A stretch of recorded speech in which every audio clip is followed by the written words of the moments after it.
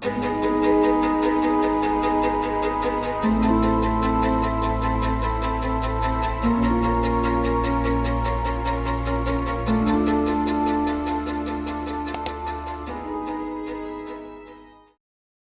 datang di channel Viral Story Indonesia. Jangan lupa like, komen, dan subscribe untuk mengetahui episode selanjutnya. Kisah kali ini menceritakan tentang sebuah restoran laris yang mendapat kiriman santet berupa ular dengan tujuan membuat restoran tersebut bangkrut. Apa yang akan terjadi selanjutnya?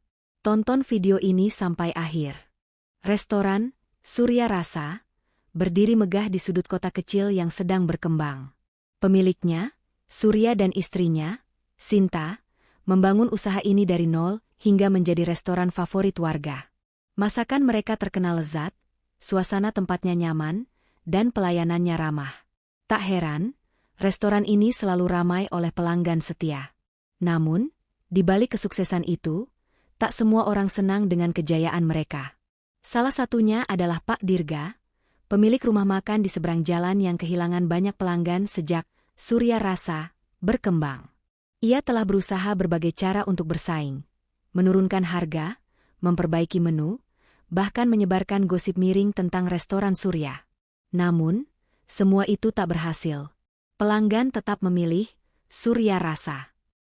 Malam itu, Surya dan Sinta baru saja menutup restoran setelah melayani pelanggan terakhir. Mereka duduk di ruang makan sambil menikmati teh hangat. Kedua anak mereka, Adit dan Rina, sudah tidur lebih dulu. Tiba-tiba, terdengar suara gaduh dari dapur. Panci jatuh berderak di lantai. Sinta tersentak dan menoleh ke arah suara. "Apa itu?" tanyanya dengan nada cemas. Surya bangkit dan berjalan menuju dapur. Ketika ia menyalakan lampu, ia mundur selangkah dengan napas tertahan. Di tengah lantai dapur yang bersih, seekor ular hitam besar melata perlahan, mendesis seolah sedang mengancam. Matanya berkilat saat tertimpa cahaya. "Ular," gumam Surya. Sinta yang ikut melihat langsung menjerit dan berlari keluar dapur. "Astaga, dari mana datangnya?" Surya mengambil sapu panjang dan berusaha menggiring ular itu keluar. Setelah beberapa menit penuh ketegangan, akhirnya ular itu berhasil diusir. "Kita harus lebih hati-hati. Mungkin dia masuk lewat celah atau saluran air," kata Surya, berusaha menenangkan istrinya yang masih gemetar. Sinta mengangguk, meski hatinya masih gelisah. Ia merasa ada yang aneh. Selama bertahun-tahun mereka tinggal di sini, belum pernah ada ular yang masuk. Namun, ia mencoba mengabaikan firasat buruknya dan kembali tidur. Keesokan paginya, suasana restoran kembali normal. Para pegawai datang, pelanggan mulai berdatangan, dan aroma masakan memenuhi udara. Insiden semalam seolah terlupakan, sampai sore hari tiba. Ketika Rina sedang bermain di teras rumah yang terletak di belakang restoran, tiba-tiba ia berteriak keras. "Bu, ada ular di kursi." Sinta bergegas ke sana dan melihat seekor ular berbisa melingkar di atas kursi kayu di teras rumah. Kali ini lebih kecil, tetapi tetap mengerikan. Surya dipanggil, dan dengan bantuan seorang pegawai, ular itu berhasil diusir. Namun, kejadian ini mulai membuat mereka berpikir. 2 ular dalam waktu kurang dari 24 jam? Malamnya, Sinta berbicara dengan Surya.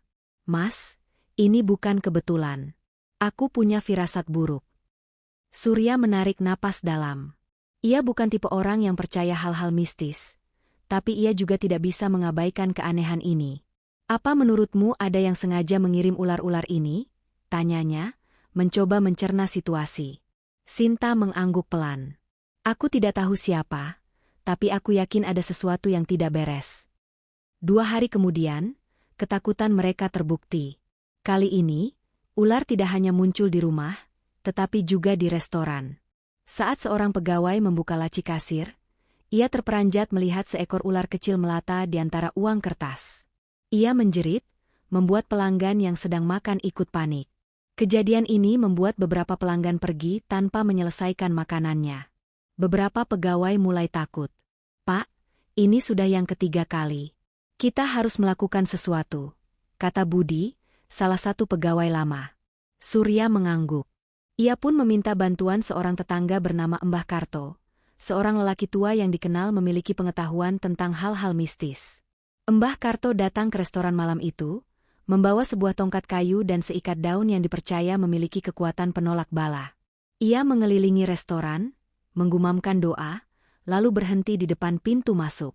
Ada yang tidak beres, Nak Surya, katanya dengan suara berat. Ular-ular ini bukan datang sendiri. Mereka dikirim. Sinta menelan ludah. Dikirim? Maksudnya bagaimana, Mbah? Mbah Karto menatap mereka tajam. Seseorang ingin usaha kalian hancur. Dan ia menggunakan ilmu hitam untuk melakukannya. Surya merasakan bulu kuduknya meremang. Ia memang tak pernah memusuhi siapapun. Tapi ia tahu ada orang-orang yang iri dengan kesuksesan mereka. Sebaiknya kalian mencari perlindungan sebelum semuanya semakin parah, lanjut Mbah Karto. Kata-kata itu menggantung di udara, membawa ketegangan yang semakin berat.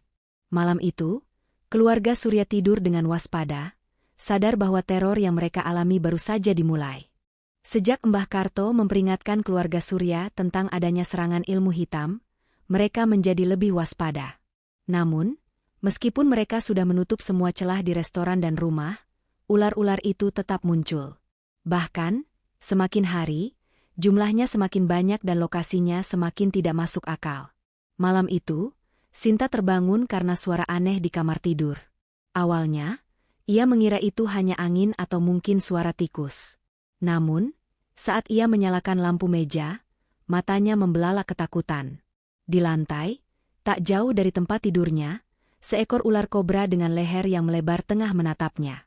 "Mas, ular," jeritnya sambil menarik selimut dan berusaha menjauh. Surya yang juga terbangun langsung meloncat dari tempat tidur dan meraih sapu di dekat pintu. Namun, sebelum ia bisa berbuat sesuatu, ular itu tiba-tiba melata ke bawah lemari dan menghilang begitu saja. Seolah-olah lenyap ke udara. Sinta masih terengah-engah. "Mas, ini sudah keterlaluan. Bagaimana mungkin ular itu bisa masuk ke kamar kita? Semua jendela dan pintu sudah tertutup rapat." Surya tidak menjawab. Ia juga heran dan mulai merasakan sesuatu yang tidak wajar.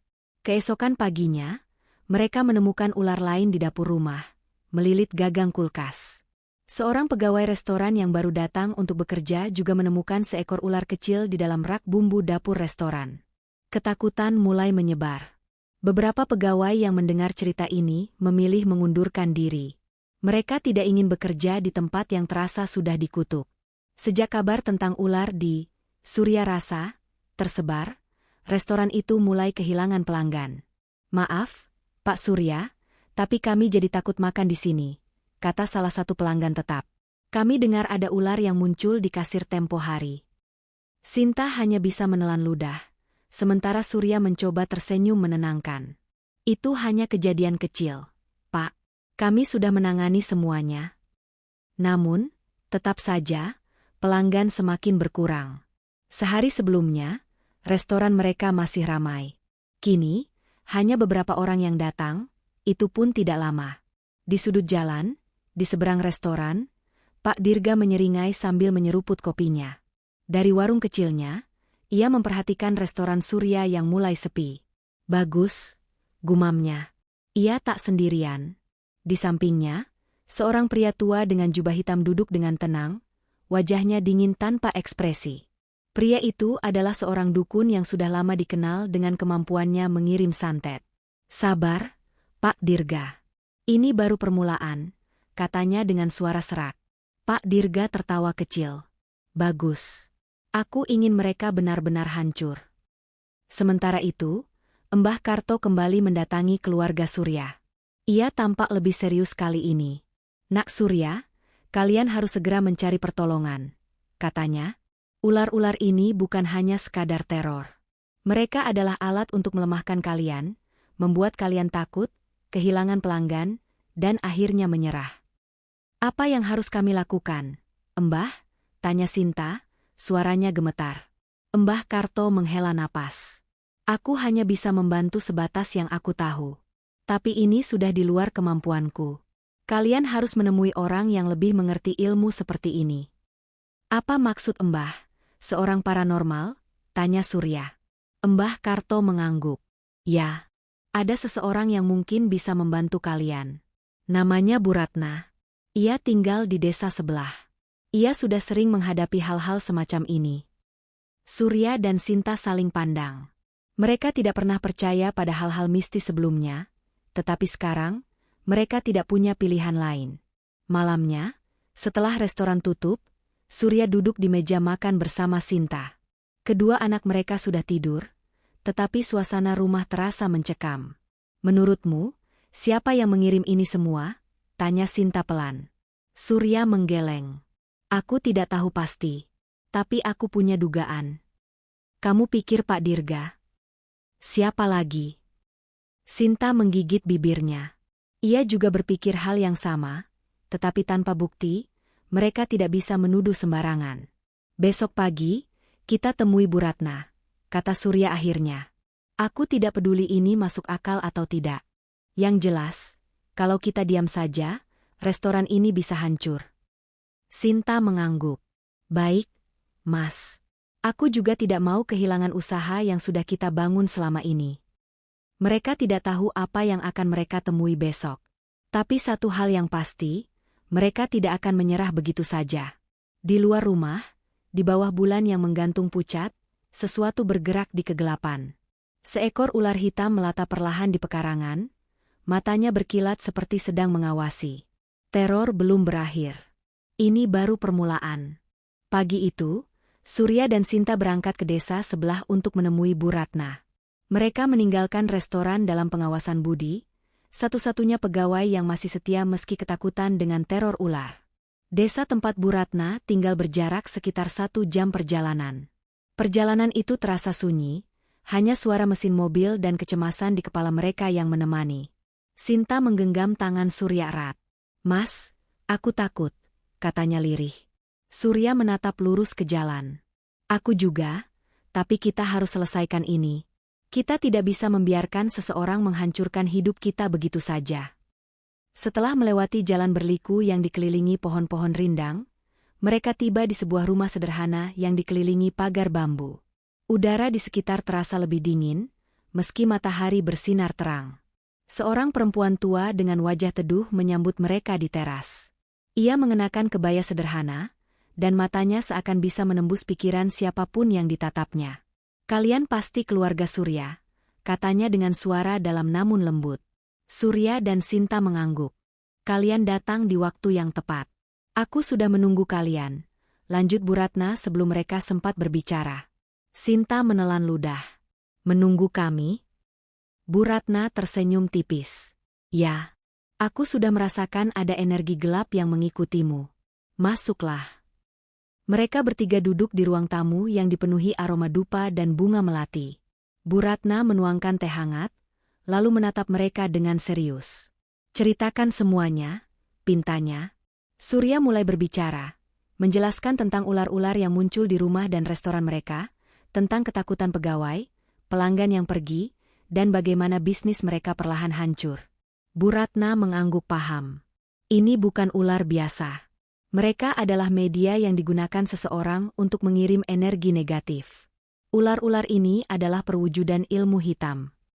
Sinta menggigil mendengar kata-kata itu. Jadi, Mbah Karto benar. Seseorang memang mengirimkan ini kepada kami. Bu Ratna mengangguk. Benar. Seseorang yang sangat membenci kalian, yang ingin melihat kalian jatuh.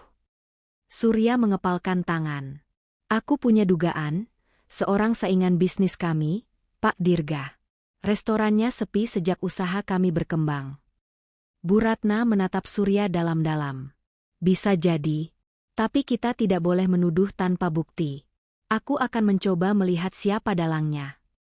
Bu Ratna bangkit dan mengambil beberapa benda dari sebuah lemari kayu.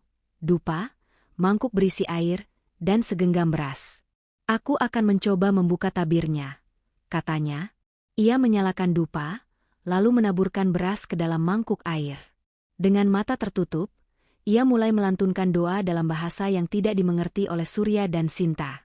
Ruangan tiba-tiba terasa lebih berat, seakan ada sesuatu yang menekan dada mereka. Beberapa menit berlalu dalam keheningan menegangkan. Lalu, tiba-tiba Bu Ratna membuka matanya dengan cepat. Aku melihatnya, katanya pelan. Sinta menggenggam tangan Surya erat. Siapa? Bu Ratna menarik napas panjang.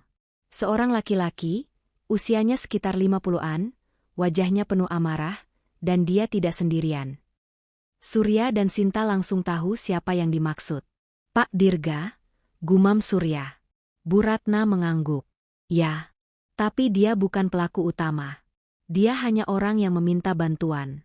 Ada seseorang di balik ini, seorang dukun yang sudah lama dikenal dengan ilmu hitamnya. Siapa, Bu? Tanya Sinta, suaranya bergetar. Namanya Ki Sambara. Surya menelan ludah. Nama itu terdengar asing, tapi dari nada suara Bu Ratna, ia tahu ini bukan orang biasa. Ki Sambara adalah dukun yang sangat kuat. Dia terkenal dengan santet dan kiriman gaibnya. Lanjut Bu Ratna. Pak Dirga mendatanginya untuk menghancurkan usaha kalian. Sinta mulai menangis pelan. Apa yang harus kami lakukan? Bagaimana cara menghentikannya? Bu Ratna tersenyum tipis. Jangan takut. Semua yang menggunakan ilmu hitam, pada akhirnya akan menerima akibatnya sendiri. Tapi sebelum itu terjadi, kita harus melindungi kalian dan mengembalikan serangan ini kepada pengirimnya. Bu Ratna memberikan mereka beberapa benda perlindungan. Seikat daun sirih, garam kasar, dan sebotol air yang sudah diberkati. Letakkan garam ini di setiap sudut rumah dan restoran. Ular-ular itu tidak akan bisa masuk lagi, katanya. Taburkan air ini di sekitar bangunan, dan gantungkan daun sirih di pintu masuk. Surya dan Sinta mengangguk, mencatat semua instruksi. Lalu, bagaimana dengan Pak Dirga dan dukun itu? Tanya Surya. Bu Ratna tersenyum misterius. Serangan mereka akan berbalik. Mereka akan merasakan sendiri akibat dari apa yang mereka lakukan. Hanya tinggal menunggu waktu. Surya merasa sedikit lebih tenang, meskipun masih ada ketakutan di dalam dirinya. Kalian harus tetap waspada. Mungkin mereka akan mencoba menyerang lagi. Tapi selama kalian tidak takut, mereka tidak akan bisa menyakiti kalian. Pesan Bu Ratna. Surya menggenggam tangan Sinta. Kami tidak akan takut lagi, Bu. Kami akan melawan. Saat mereka meninggalkan rumah Bu Ratna, hati mereka lebih ringan. Namun, di dalam hatinya, Surya tahu bahwa perang ini belum selesai. Di tempat lain, jauh di sudut kota, Pak Dirga duduk di depan Ki Sambara dengan wajah tegang. Kenapa ular-ular itu mulai menghilang? Tanyanya panik. Ki Sambara hanya tersenyum dingin. Mereka sudah mencari bantuan. Pak Dirga menggertakkan giginya. Lalu, apa yang harus kita lakukan? Ki Sambara menatapnya dengan mata berkilat. Kalau begitu, kita tingkatkan serangannya. Malam itu, angin bertiup lebih dingin dari biasanya. Teror belum berakhir. Ia baru saja mulai memasuki tahap yang lebih mengerikan. Malam itu, setelah kembali dari rumah Bu Ratna, Surya dan Sinta segera mengikuti semua instruksi yang diberikan. Mereka menaburkan garam kasar di setiap sudut restoran dan rumah, menyiram air yang sudah diberkati di sekitar bangunan, serta menggantungkan daun sirih di setiap pintu dan jendela. Budi, satu-satunya pegawai yang masih bertahan, membantu mereka dengan hati-hati. Pak, semoga ini benar-benar bisa menghentikan teror itu, ucapnya sambil mengelap keringat. Surya mengangguk. Kita harus percaya. Setidaknya sekarang kita sudah berusaha melindungi tempat ini. Namun, jauh di tempat lain, Pak Dirga semakin gelisah. Ia duduk di rumahnya dengan wajah tegang, menunggu kabar dari Ki Sambara. Saat suara langkah kaki terdengar dari luar, ia langsung berdiri. Ki Sambara masuk dengan tatapan dingin. Mereka sudah mendapatkan perlindungan, katanya tanpa basa-basi. Pak Dirga mengepalkan tangan. Berarti kita gagal? Ki Sambara menyeringai. Belum. Mereka mungkin sudah melindungi tempatnya, tapi perlindungan seperti itu tidak akan bertahan lama. Aku akan mengirim sesuatu yang lebih kuat. Pak Dirga menelan ludah. Apa maksudmu? Ki Sambara tidak menjawab. Ia hanya mengambil sesuatu dari kantong kain hitamnya. Sebuah boneka kecil dari jerami yang diikat dengan benang merah. Dengan mata tertutup, ia mulai merapal mantra dalam bahasa yang tidak dimengerti oleh Pak Dirga. Angin di dalam ruangan tiba-tiba berputar, membuat lilin di meja berkedip-kedip. Kemudian, Ki Sambara membuka matanya. Sudah selesai, katanya. Pak Dirga masih belum mengerti. Apa yang akan terjadi? Ki Sambara tersenyum tipis. Lihat saja sendiri. Malam ini, mereka akan merasakan sesuatu yang lebih mengerikan daripada sekadar ular. Di rumah Surya, malam terasa lebih tenang dibanding sebelumnya. Tak ada suara mencurigakan, tak ada ular yang muncul. Namun, ketenangan itu hanya sementara. Sekitar tengah malam, Sinta tiba-tiba terbangun dengan tubuh gemetar. Dadanya terasa sesak, dan ia mendengar suara berbisik di telinganya. Pergi, pergi. Tempat ini bukan milikmu. Sinta menoleh ke samping. Surya masih tertidur pulas. Ia mencoba mengabaikan suara itu, tapi tiba-tiba, udara di dalam kamar menjadi dingin, seperti ada sesuatu yang mengintai. Dengan tangan gemetar, Sinta menggerakkan selimutnya dan menoleh ke kaki tempat tidur. Ia langsung menjerit. Di sana, berdiri sesosok bayangan hitam, tinggi dan kurus, dengan mata merah menyala. Sinta berusaha bangun, tapi tubuhnya terasa berat, seakan ada yang menekannya. Ia mencoba berteriak, tapi suaranya tertahan di tenggorokan. Sosok itu mendekat, wajahnya semakin jelas, kulitnya hitam legam, dengan senyum menyeramkan yang memperlihatkan gigi-gigi tajam. Tiba-tiba, Surya terbangun dan langsung meraih tubuh Sinta. Sinta, bangun. Begitu Surya mengguncangnya, sosok itu menghilang. Sinta terengah-engah, tubuhnya basah oleh keringat dingin. Mas, aku melihat sesuatu, katanya dengan suara gemetar. Surya menatapnya cemas. Apa yang kau lihat? Sinta menelan ludah. Sosok hitam, matanya merah, dan dia bicara padaku. Surya menghela napas dalam. Kita harus segera menghubungi Bu Ratna. Keesokan harinya, restoran yang biasanya sepi kini digemparkan oleh sebuah kejadian yang lebih mengerikan. Saat Budi datang lebih awal untuk mempersiapkan dapur, ia dikejutkan oleh pemandangan yang membuat darahnya membeku. Di tengah ruang makan, seekor ayam hitam tergeletak mati dengan darah yang masih segar mengalir di lantai. Di sampingnya, ada tulisan di lantai yang terbentuk dari darah ayam itu. Pergilah, atau kalian akan mati. Budi langsung mundur dengan wajah pucat. Tangannya gemetar saat ia menghubungi Surya. Pak Surya, ini sudah tidak main-main lagi. Saat Surya tiba di restoran, ia melihat pemandangan itu dengan rahang mengatup. Sinta yang ikut datang hanya bisa memegang dadanya, shock dengan apa yang mereka lihat. Kita harus bertindak sekarang, kata Surya dengan nada tegas. Tanpa pikir panjang, mereka segera pergi ke rumah Bu Ratna. Bu Ratna sudah menunggu mereka dengan wajah serius. Aku sudah merasakan ini. Ki Sambara sudah meningkatkan serangannya. Surya mengangguk. Kami tidak bisa diam saja. Bagaimana cara menghentikan ini? Bu Ratna menatap mereka dalam-dalam. Hanya ada satu cara. Kita harus mengembalikan semua energi negatif ini kepada pengirimnya. Sinta menelan ludah. Bagaimana caranya, Bu? Bu Ratna berdiri dan mengambil beberapa benda dari meja kayu. Sebuah kain putih, dupa, dan segenggam bunga 7 rupa. Kalian harus ikut dalam ritual ini. Kita akan memutuskan ikatan yang menghubungkan Ki Sambara dengan kalian.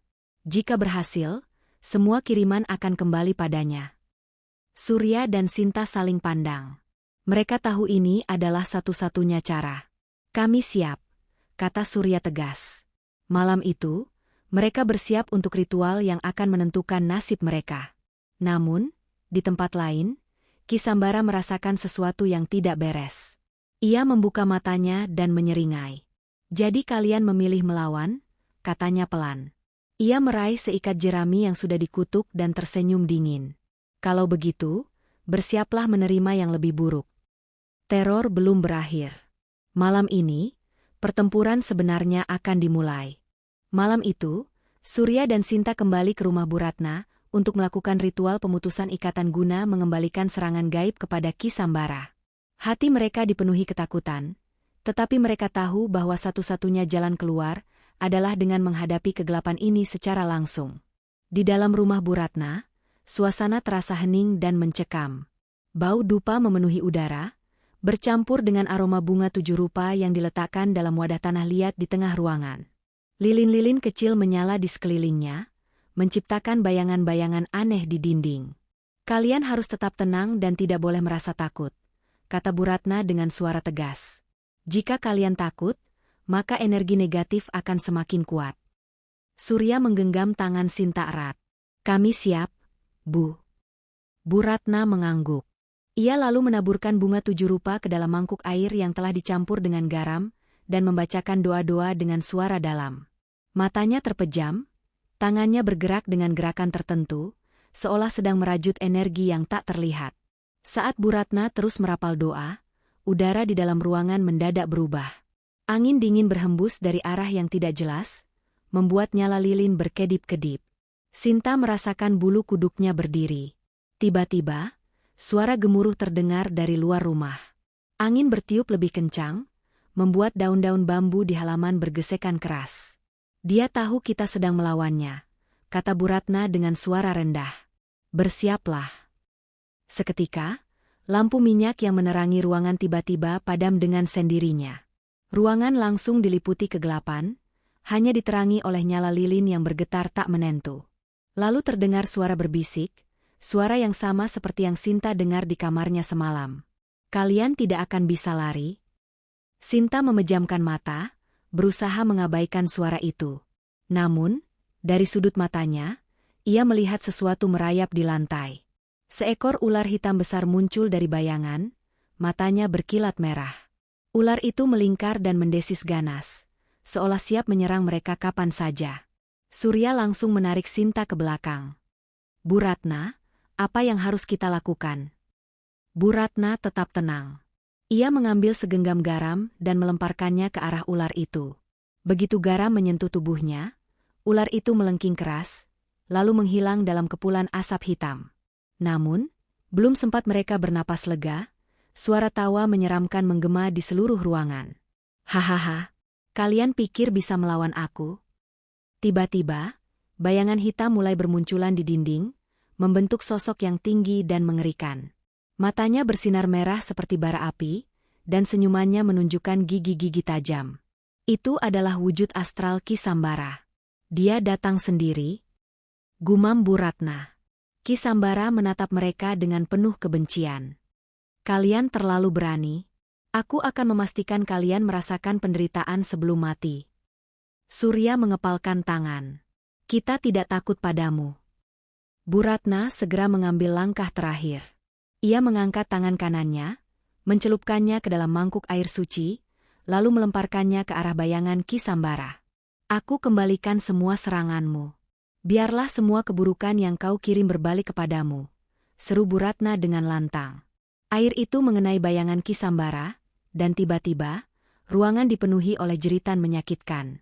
Bayangan itu menggeliat, berusaha melawan, tetapi semakin lama, semakin melemah. Tidak hanya itu, angin yang berputar di dalam ruangan kini bergerak liar, membuat benda-benda di dalam rumah berjatuhan. Sinta menutup telinganya, tetapi ia tetap bisa mendengar suara Ki Sambara yang mengerang kesakitan. Tidak aa. Perlahan, bayangan itu memudar. Jeritan menggema untuk terakhir kalinya sebelum akhirnya semuanya kembali sunyi. Di tempat lain, jauh dari sana, Ki Sambara yang sedang duduk di dalam pondok ritualnya tiba-tiba terhuyung. Matanya terbelalak, tubuhnya bergetar hebat. Pak Dirga, yang duduk di seberangnya, melihatnya dengan panik. Ada apa, Ki? Ki Sambara mencoba berbicara, tetapi yang keluar dari mulutnya hanya suara geraman menyakitkan. Tiba-tiba, ia berteriak dan jatuh ke lantai, tubuhnya kejang-kejang. Dari dalam rumah itu, suara jeritan Ki Sambara semakin menjadi. Tubuhnya mulai mengeluarkan asap hitam, seolah energi negatif yang ia kumpulkan selama bertahun-tahun kini menggerogotinya sendiri. Pak Dirga mundur dengan wajah pucat. Ia menyaksikan bagaimana tubuh Ki Sambara mulai melemah, kulitnya berubah menjadi hitam legam. Ki Sambara menatapnya dengan tatapan penuh dendam. Kau juga akan menerima akibatnya. Dan dalam hitungan detik, tubuh Ki Sambara membusuk dengan cepat, meninggalkan hanya tulang dan kain yang tersisa. Pak Dirga menjerit ketakutan, berlari keluar rumah dengan tubuh gemetar. Ia tahu bahwa ia telah bermain dengan kekuatan yang tidak bisa ia kendalikan. Di rumah Bu Ratna, Surya dan Sinta merasa udara menjadi lebih ringan. Semua energi negatif telah menghilang. Bu Ratna menghela napas panjang. Sudah selesai. Dia tidak akan bisa menyentuh kalian lagi. Surya dan Sinta saling pandang. Mereka hampir tidak percaya bahwa semua ini benar-benar berakhir. Terima kasih, Bu Ratna, kata Sinta dengan mata berkaca-kaca. Bu Ratna tersenyum lembut. Kalian sudah berjuang. Kini, hiduplah dengan damai. Tapi ingatlah satu hal. Jangan pernah biarkan kebencian menguasai hati kalian, karena itu adalah pintu masuk bagi kegelapan. Surya mengangguk mantap. Kami mengerti, Bu. Hari-hari berikutnya, restoran mereka mulai kembali normal. Pelanggan yang sempat menghilang kembali berdatangan, dan para pegawai yang ketakutan mulai bekerja lagi. Sementara itu, Pak Dirga menghilang dari kota. Tidak ada yang tahu kemana perginya, tetapi kabar yang beredar mengatakan bahwa ia hidup dalam ketakutan dan dihantui oleh sesuatu yang tidak bisa ia lihat. Surya dan Sinta kini bisa bernapas lega. Mereka telah melewati cobaan paling berat dalam hidup mereka. Dan yang terpenting, mereka kini tahu bahwa kebaikan selalu bisa mengalahkan kegelapan, asalkan mereka tidak menyerah pada rasa takut. Terima kasih sudah menonton video ini. Sampai jumpa di video selanjutnya.